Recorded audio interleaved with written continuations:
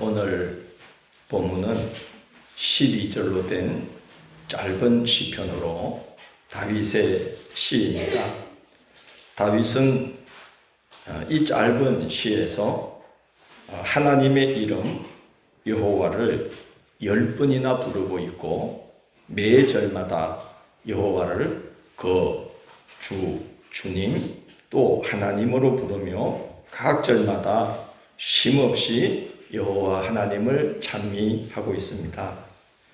다윗이 이렇게 하나님의 이름을 계속 부르며 찬미하는 하나님의 은혜는 끌어내어 주시는 은혜입니다. 하나님은 다윗을 강하고 많은 대적자들에게서 끌어내어 주셨습니다. 그는 이렇게 끌어내어 주신 하나님의 은혜를 찬미합니다. 여호와여, 내가 주를 높일 것은 주께서 나를 끌어내사 내 원수로 하여금 너로 말미암아 기뻐하지 못하게 하심이니이다. 끌어내어 주셨다는 것은 다윗의 힘으로는 그 원수들에게서 벗어날 수 없는 상황이었다는 겁니다. 하나님께서 그런 상황에 있는 다윗을 끌어내어 주셨다고 다윗은 감사합니다. 또한 하나님은 다윗을 죽을 병에서 끌어내어 주셨습니다. 다윗이 처한 상황은 깊은 흑암인 서홀에 던져져 곧 무덤으로 들어가게 될 처지였습니다. 그러나 다윗이 부르짖어 기도하며 하나님께서 다윗의 병을 고쳐주셨을 뿐만 아니라 그의 영혼을 서홀에서 깊은 어둠에서 끌어내어 주셨습니다. 다윗은 그 경험을 통해 하나님이 어떤 분인지를 새삼 다시 알게 되었습니다. 그래서 소리 높여 외치기를 주의 성도들아 여호와를 찬송하며 그의 거룩함을 기억하며 감사하라고 외칩니다. 그 이유를 다윗은 이렇게 증가하고 있습니다. 그의 노염은 잠깐이요 그의 은총은 평생이로다고 말합니다. 다윗이 겪어보니 하나님의 본질은 사랑, 은총이고 하나님의 노염은 잠깐 나타나는 현상에 불과하다는 것입니다. 하나님의 진노하심은 사람을 진멸하기 위함이 아니라 깨닫게 하셔서 바른 길로 인도하도록 하나님의 은총을 만나는 사람이 되게 하려고 잠깐 진노를 베푸시는 것이지 진노가 하나님의 본질이 아니라는 겁니다. 하나님의 본질은 사랑과 은총이다 하는 걸 다윗이 깨닫는 것이죠. 그렇기 때문에 우리의 평생에 강같이 흐르는 것은 하나님의 은총이지 노여움이 아니다. 그가 우리의 평생에 베푸시는 은총에 비하면 그의 진노는 잠깐이다 라고 말합니다. 여기서 잠깐에 해당하는 히브리 원문이 라가어라는 말인데 이것은 눈을 깜빡이는 것을 말합니다. 여러분 눈 한번 깜빡거려 보실래요? 언제 깜빡거렸는지 모르죠? 제가 지금 눈 깜빡거렸는데 몰랐죠? 우리가 하나님께 잘못을 고백하고 회개하며 돌이키면 하나님은 그렇게 잠깐 사이에 일순간에 진노를 거두시고 우리의 생을 은총으로 채워주시는 분이라는 것이죠. 라가 그의 노염은 라가 잠깐이다.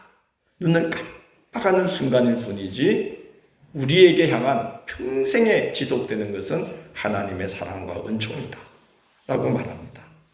다윗은 다시 한번 그 은혜를 노래하기를 저녁에는 울음이 깃들일지라도 아침에는 기쁨이 오리로다 라고 말합니다. 여기서 깃들인다는 말은 이제 기숙한다, 숙박한다는 뜻입니다.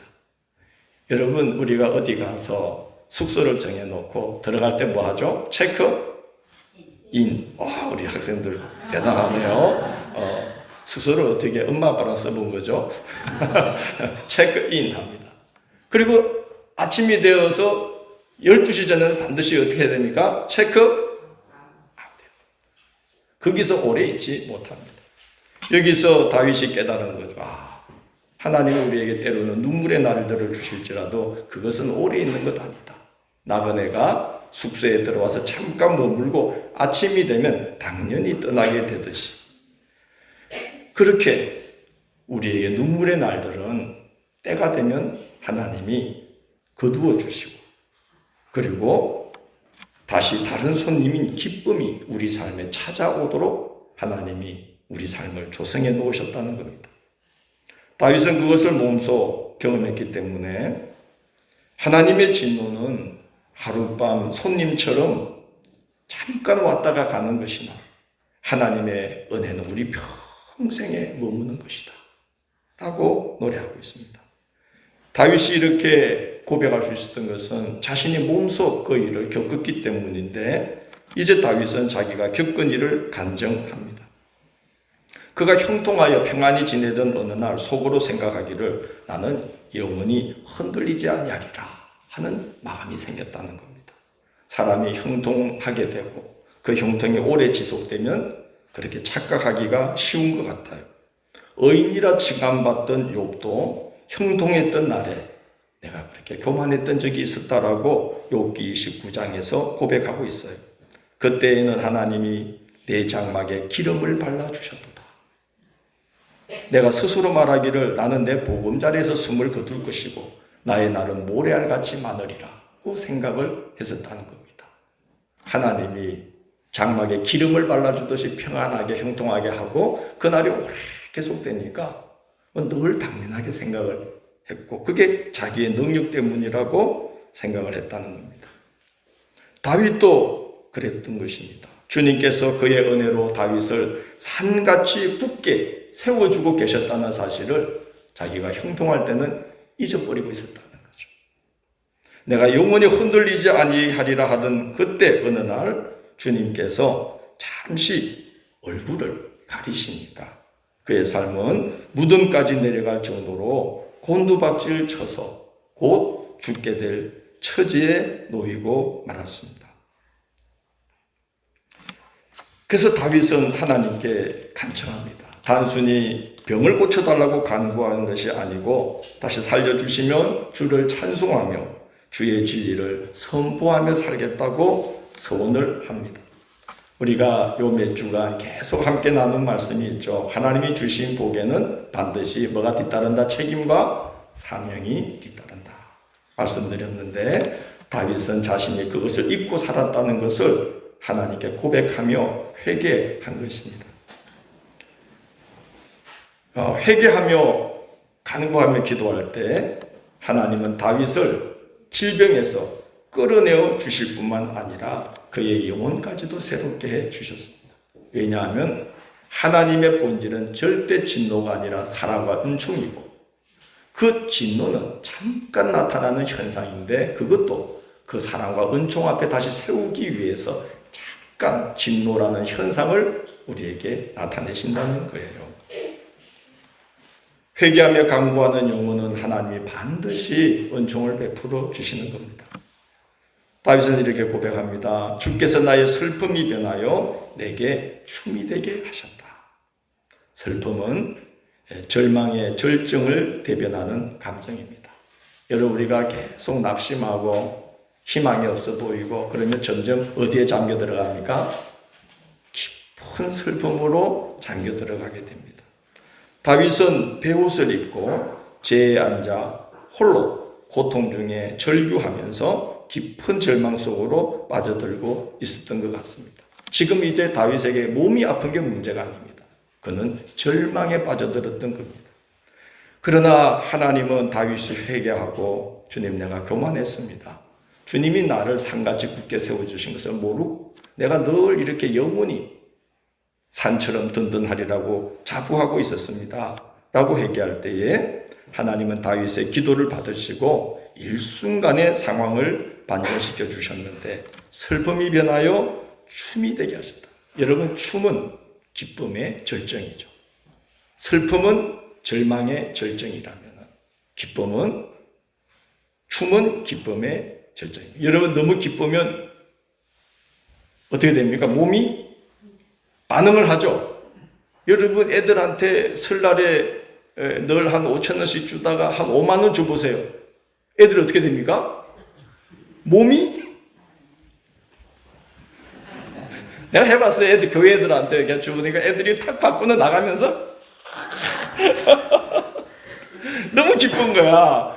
예, 춤은 기쁨의 절정이 있을 때에 춤을 추게 됩니다.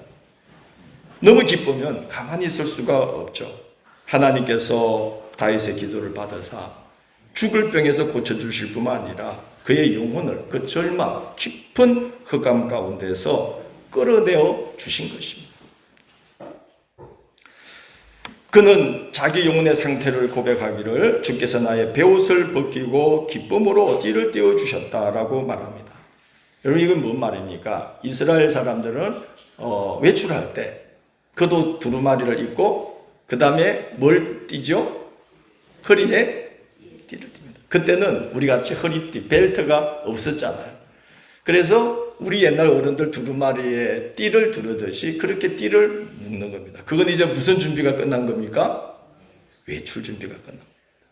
다윗은 밖으로 나갈 엄두가 나지 않았던 상황입니다. 베옷을 입고 제에 앉아서 울고 있었습니다.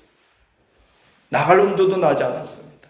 제가 말씀드렸듯이 오늘 이 본문이 말하는 슬픔이라는 히브리어는 그 본뜻이 슬픔의 절망의 절정이에요. 그래서 나갈 수도 없고 나갈 이유도 없고 나가고 싶은 생각도 안 들고 그랬던 다윗이었는데 하나님께서 춤을 추게 하는 기쁨을 그 심령에 불어넣어 주시니까 베옷을 벗고 기쁨으로 허리에 띠를 두르고 이제 사람들 틈바구니 속으로 나갈 마음이 생겼다는 겁니다.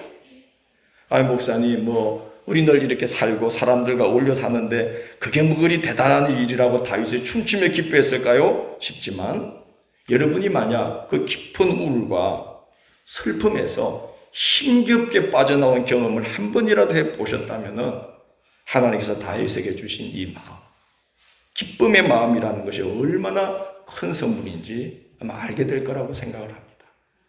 그건 사람의 힘으로 빠져나오기 어려운 것이 이 슬픔이며 절망이며 우울인 것이죠.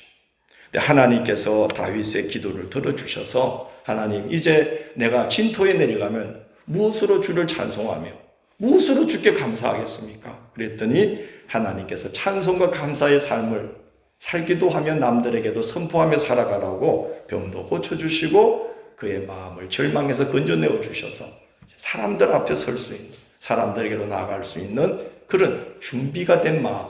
그래서 기쁨으로 뭐를 띄워주셨다고요? 띠를 띄워주셨나이다. 이제 저는 사람들과 더불어 살아갈 수 있는 마음이 열렸습니다. 이렇게 고백을 하고 있는 것입니다. 이건 큰 선물입니다. 하나님만이 주실 수 있는 선물인 줄로 믿습니다. 절망과 우울에서 건진받는 건 사람이 애쓴다고 되는 게 아닙니다. 하나님이 카라가 뭐라 그랬죠? 기쁨. 하나님이 하늘로부터 우리 심령에 빛을 비춰주실 때에 어둠이 물러가면서 기쁨으로 띠를 띠고 세상에 나아갈 수 있는 그런 마음이 열리게 되는 것이죠. 그래서 이제 다윗은 겸손히 고백합니다. 주여 이제는 내 영광으로. 이 말은 내가 영광을 누릴 일이 생길 때마다 그 영광으로 주를 찬송하며 영원히 주께 뭐하며 감사하며 살겠습니다. 돌아보니 내가 교만했습니다. 다 주의 은혜였습니다. 감사하며 살겠습니다. 내 영광이 나타나지 않도록 주님이 나를 영광스럽게 할 때마다 주께 영광 돌리며 감사하며 살겠습니다. 다 돌아보니 주님 은혜입니다. 라고 말하고 있습니다. 우리도 그 은혜를 힘입어 올해 여기까지 왔습니다. 교회가 사실 올해 연초에 좀 많이 어수선하게 시작했잖아요. 여러분 벌써 1년이 지나서 다 잊어먹으셨죠? 굉장히 힘들게 시작했습니다. 저는 이거 어떻게 올해를 내가 견딜 수 있을까 생각했어요. 얼마나 힘들었습니까? 여러분도 힘들고 어수선하고. 그런데 하나님께서 그런 상황에서 우리를 어떻게 하시고 오늘 다윗이 노래한 하나님의 은혜가 뭐라고요? 무슨 은혜? 끌어내어 주시는 은혜. 할렐루야. 끌어내어 주시는. 하나님께서 우리를 끌어내어 주셨어요. 슬픔이 변하여 춤이 되게 하시고 베옷을 벗겨 기쁨으로 띠를 띄워 주신 덕분에 여기까지 올 수 있었던 것 같습니다. 참 힘들게 시작된 한 해였지만 놀랍게도 오늘 김건사님 기도처럼 그 어떤 해보다도 역동적으로 흘러왔던 것 같아요. 너무 놀라운 일입니다. 저는 올 연초에 너무 힘들었어요. 여러분, 교회에 일어나는 파도는 맨 마지막에 파도가 방파제를 치듯이 맨 마지막에 누구를 탁 치고 지나가죠? 목회자를 치고 지나갑니다. 그 파도가 크게 마지막에 일어나서 치고 지나가는 거 정말 목회를 안 해보시면 몰라요. 힘들어요. 교회의 어수선한 분위기를 늘 마주대하면서 지나간다는 게 어려워요. 그런데 이상해요. 끌어내어 주셨어요. 겨울 끝무렵 다니엘 선교팀을 맞아서 3박 4일간 마을 전도를 다니고 그리 전도하고 저녁으로 집회하고 우리 교우들이 자원해서 그 많은 20명이 넘는 대원들을 매 끼, 9끼 식사를 대접을 다 하셨어요. 봄이 시작되는 4월에 지방 여성교회 개사회가 우리 교회에서 열렸어요. 얼마나 융숭하게 대접을 받았으면 지금도 다른 교회 행사에 있어서 가면, 모임이 있어서 가면 그 교회 여성교회 임원들이 저한테 깍듯하게 인사합니다. 뭐 때문에? 와가지고 어떻게 했으니까? 대접을 하고 오잖아요. 목사님 교회 갔을 때 너무 대접을 잘 받았습니다. 감사합니다. 제가 인사를 받고 다녀요. 5월 한창한 봄날 이웃 초청 바자회를 열었습니다. 너무 아름답고 행복한 하루였습니다. 맞습니까? 그 마당에서 말이에요. 이웃을 초대해서 부스를 열어가지고 저쪽에서는 악기를 연주하고 여기서는 옷을 팔고 저기서 음식을 대접하고 너무 하나님이 은총을 부어주신 하루였던 것 같아요. 그 수익금으로 암수술을 받으신 이웃 한 분, 또 어려운 학생 2명을 도왔습니다.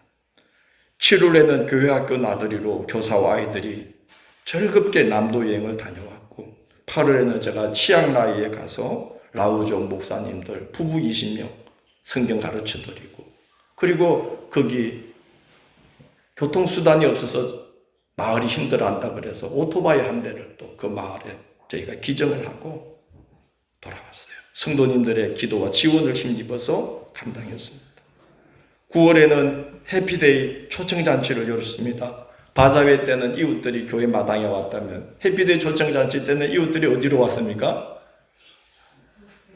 예배당으로 들어갔습니다. 이거 쉬운 일 아닙니다. 하나님께서 그들의 마음을 움직여서 함께 예배드리게 했는데 와, 그때 제가 너무 눈물을 흘렸던 순간이 있었는데 뭐 음식도 눈물이 날 정도로 좋았지만 우리 교회학교 아이들 밴드 반응이 없어 니들이 목사님 고맙대잖아. 박수합시다. 여러분 그날 정말 행복했죠. 아이들이 어떻게 이렇게 밴드를 조성해가지고 각종 악기를 연주하면서 앵콜곡까지 준비했더라고. 10월에는 신언영 찬양사역자 초대해서 찬양 집회가 열렸어요. 수동제일교회, 산청제일교회 우리 함께 모여서 교회가 연합하는 기쁨을 누렸고 정말 내가 이때 감사했던 것은 우리 교회 새 가족이신 노재현 성도님이 어떻게 하면 교회를 좀 더 부흥시킬 수 있을까 기도하시다가 그렇게 연결해서 찬양사역자를 그 바쁜 분이 이곳까지 오게 되었다는 것도 너무 감사한 하나님의 선물이다. 그런 마음이 들었습니다. 2주 전에는 진주지방 참이축제가 열려서 우리 교회도 참여했는데 성가대만 가면 숫자가 적을까봐 많은 성도님들이 같이 성가대를 이루어서 나가서 무척 어마어마한 상을 받았어요. 참가상. 너무 행복했어요. 여러분 늘 하는 사역인 매월 거리전도 빠짐없이 감당했어요. 모든 예배가 차질 없이 진행되었습니다. 당연한 것 같지만 그렇지 않습니다. 우리가 얼마나 어려운 시간들을 교회적으로나 각 가정적으로나 개인적으로나 우리가 겪으며 살고 있습니까? 주님께서 그때마다 여러분을 거기에서 끌어내어 주셔서 기쁨으로 허리에 띠를 띄워 주셔서 세상으로 나갈 힘을 얻게 하시고 교회로 나가서 주의 일을까지 감당할 수 있는 기쁨을 우리에게 회복시켜 주신 은혜인 줄로 믿습니다. 그래서 우리가 지금 여기에 있습니다. 끌어내어 주시는 은혜. 이것은 너무나 놀라운 큰 은혜요 선물인 줄로 믿습니다. 지금도 어려움 속에 계신 분들이 있을 것이고 또 낙심하여서 정말 내 힘으로는 이 깊은 어둠을 벗어날 수가 없다 하는 생각이 드는 분들도 있을 것인데 그러나 기억합시다. 노염은 잠깐이요 그의 은총은 평생이로다. 저녁에는 울음이 기술할지라도 아침에는 기쁨이 우리로다. 끌어내어 주시는 주의 은혜가 우리의 남은 평생에 교회의 남은 역사에 항상 함께할 줄로 믿습니다. 서로를 위해 기도하시며 그렇게 우리 하나님의 이름을 선포하며 늘 주의 권능을 감사하면서 살아가는 우리 남은 날들이 되시기를 주의 이름으로 축원합니다.